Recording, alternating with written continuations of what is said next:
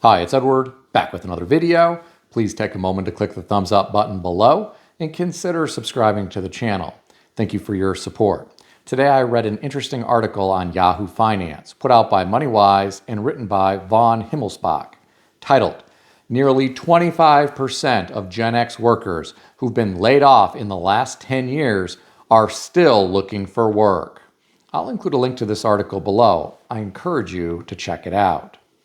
According to the author, of Americans aged 50 to 65, many of whom would be Gen X, born between 1965 and 1980, 14% were laid off once in the previous 10 years. And nearly a quarter of those, 24%, weren't able to find a new job. I'm going to stop here for a moment. My heart goes out to these people who are struggling to find employment.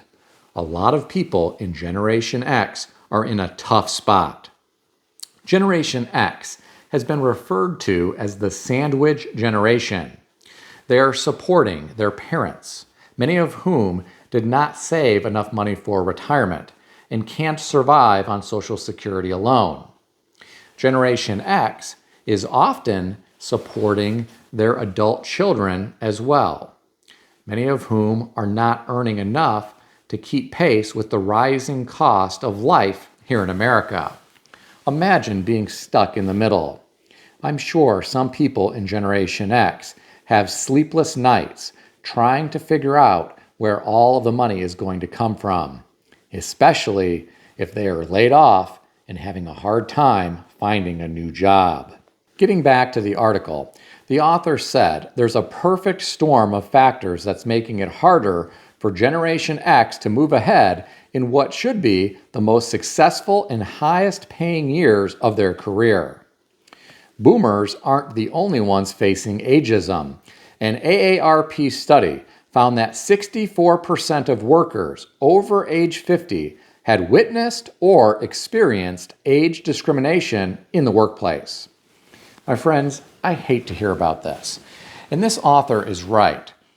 If you are part of Generation X, you are supposed to be in your prime earning years. These are the years where you can take advantage of catch-up contributions for something like a 401k plan or a 403b or a 457b plan. But if you're unemployed, you're not going to be able to max out your retirement. This really could be problematic down the road. As many of you know, life here in America continues to get more expensive year after year. The likelihood of being able to survive just on Social Security is not very good. Many people will need to have a lot of savings for retirement to stand a chance of having financial security and being able to enjoy their retirement years and not just survive. My grandmother, when she was retired, said she was not living, she was just surviving. But she stood little to no chance of being able to re-enter the workforce at her age. According to this article, a lot of people over the age of 50 are dealing with age discrimination in the workplace. A friend of mine who is around the age of 50, he has applied for approximately 200 jobs. He's only had a few interviews. He is very, very discouraged. He feels as though ageism is alive and well here in America, even though it is supposed to be illegal. I really hate to hear about that, because a lot of people who are older are very responsible workers. Many have a lifetime of experience to bring to a company. Many have a lot of business contacts that would bode well for a company. But you may have hiring managers who are younger, and they don't want to bring on some old grumpy person. That's how some folks might be interpreted as. Now, the author of this article referenced a study where 33% of respondents said there's an assumption in their workplace that older workers aren't as tech savvy as their younger counterparts. I don't know if that's accurate or not. Learning tech skills sometimes isn't that hard. I once had a job and I needed to learn a lot of different software applications, and I needed to learn how to interact with a variety of different screens. So what did I do? I made screen captures of all the different screens that I needed to learn, and I printed those out in a binder so that I could reference them if I forgot how to do it in the future. Now, this was pre-video tools that were easy to use. This day and age, I would simply make a video which would then remind me how to interact with all those different screens. My point is that an older worker can learn to use software tools if necessary. I think a company should focus more on whether or not the employee is going to show up to work on time, whether or not the employee is going to work and play well with others, whether or not the employee is honest and has the company's best interests at heart. To me, things like this are far more important than the computer skill set that you bring to the job. Now, I understand there are some jobs that are computer intensive, and maybe you need to have a lot of different software certifications for a particular role, and that makes sense. But there are plenty of occupations where someone can learn computer skills on the job with a little training. Now, the author of this article went on to talk about another challenge. There are instances where employers are unwilling to meet salary expectations of older workers. Some people in Generation X may be considered overqualified for certain jobs. And I hate to hear about that. There are some companies that have bean counters, and they are highly focused on the bottom line. And sometimes that's short-sighted. If you can get good employees and pay them a livable wage, some of those employees will work very hard for the company and make a lot of money for the company. They might even be able to help grow the company.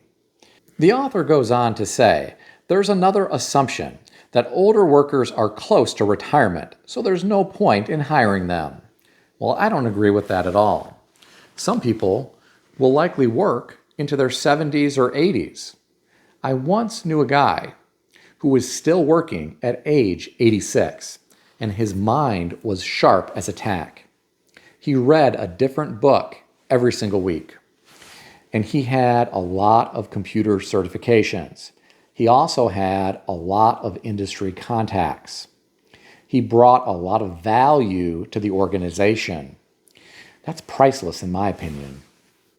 Let's talk about the most serious part of this article. According to the author, almost 3 in 5 retirees say they left the workforce sooner than planned. This is according to a 2024 Transamerica survey. Of those, 43% cited job loss, organizational changes, or retirement buyouts. My friends, you never know how long you are going to be able to work. This is why people should consider socking away as much money for their future as possible. That way, if you find yourself unemployed, it's no big deal. You have a large enough nest egg to be able to weather the storm. If you don't want to go back to work, no problem. You can make money while you sleep, and you have enough money to sustain yourself. Not a lot of people are in that position. Why? Some people get carried away. They try to keep up with the Joneses. They buy a home that's too expensive. They purchase new cars too frequently. They take too many expensive vacations.